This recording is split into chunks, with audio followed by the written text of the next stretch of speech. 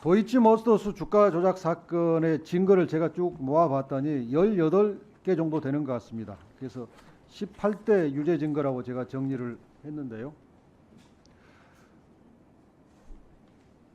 이걸 어제 검찰이 발표한 보도자료를 기준으로 한번 살펴보겠습니다.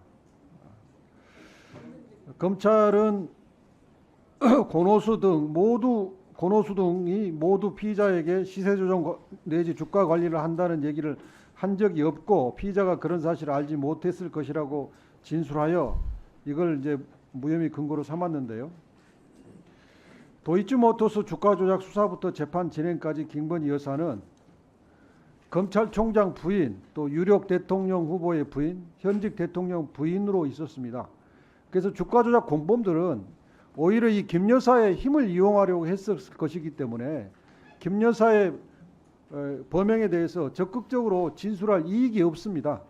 이런 점을 검찰이 고려하지 않은 것이고, 또 김건희 여사가 그 모녀가 세계 계좌에서 48회 통정 거래가 재판에서 인정돼서 모녀가 합계 23억 원의 시세 차익을 얻은 사실, 이 명백한 사실, 이것을 고려하지 않은 것입니다.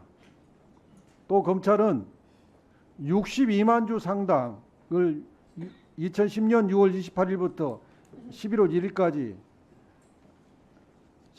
11거래일 동안 순차 매도했다. 이걸 또 무혐의 근거로 삼았는데, 이렇게 매도한 다음에 2차 주가 조작이 2010년 10월 22일부터 시행됐는데, 그 단 7일 이후에 팔았던 도이치모터스 주식 16억 200여만 원을 다시 풀로 매수했습니다. 이걸 어제 검찰은 밝히지 않았습니다. 저 달력을 보시면 10월 28일 1억 6,700만 원을 매수한 것을 시작으로 해서 16억 200만 원어치를 다시 매수했습니다. 또 검찰은 결국 김기현의 물량수급 요청을 받은 권오수가 피의자에게 연락하여 매도 주문이 나오는 것으로 추정되나 해당 연락의 구체적인 내용, 당시 상황 및 피의자의 인식 등을 확인할 증거가 없다고 주장했습니다.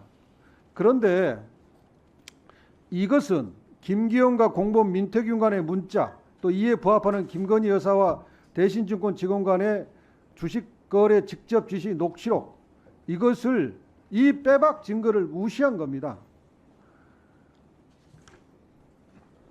10월 28일 날 13시 2분에 김기현이 민태균한테 매도 주문을 얘기했고 3분 뒤에 실제로 3,100원에 10만 주 매도가 이루어집니다. 김건희 계좌에서 나간 겁니다. 또 11월 1일 11시 44분 32초에 매도하라 하셈, 이러한 요구가 들어가자 이른바 3,300에 8만 개 때려달라 하셈, 이겁니다. 7초 후에 김건희 여사 계좌에서 3,300원에 8만 주 주문이 체결됩니다. 그리고 이에 부합하는 김건희 여사와 대신증권 직원 간의 전화 주문이 녹취가 되어 있습니다.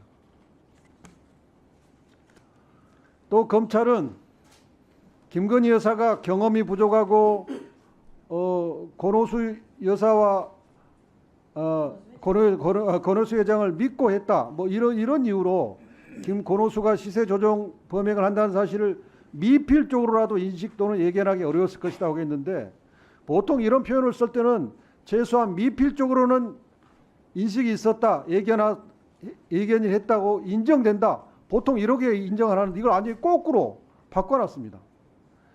특히 2010년 1월 29일 13시 43분 김건희 여사와 신한은행 직원 간의, 신한금융투자 직원 간의 이 통화 내역이, 통화 녹취록이 매우 중요한데요. 직원이 이렇게 얘기해요. 수량이 별로 없어 보이는데 좀 밀려 있어 가지고 조금 더 사 보태야 할 것 같습니다. 2,600원, 한 850원 정도까지 해 갖고요. 예, 조금씩 사 보도록 하겠습니다.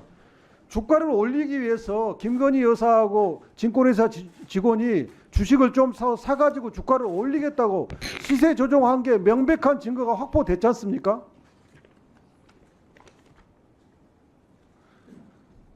또 김건희 여사의 전문성이 없다. 이 부분에 대해서도 방금 박은정 의원님 소개한 중앙지법 2013 고압 1271 판결 똑같은 사례에서 유죄 판결을 내렸습니다. 이게 정상이죠. 중앙지법은 이렇게 판결했어요. 갑작스럽게 거금을 들여 1분만 더 주십시오. 거금을 들여 주식을 집중적으로 매수하기 시작했다.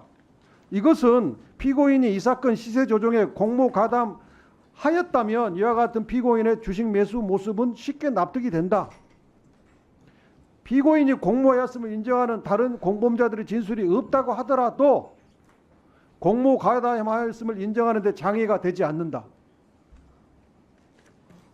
왜? 중앙지법이 바로 옆에 있는 중앙지법이 인정한 동전 유사 사례의 판례를 중앙지검은 이번에 무시한 겁니까?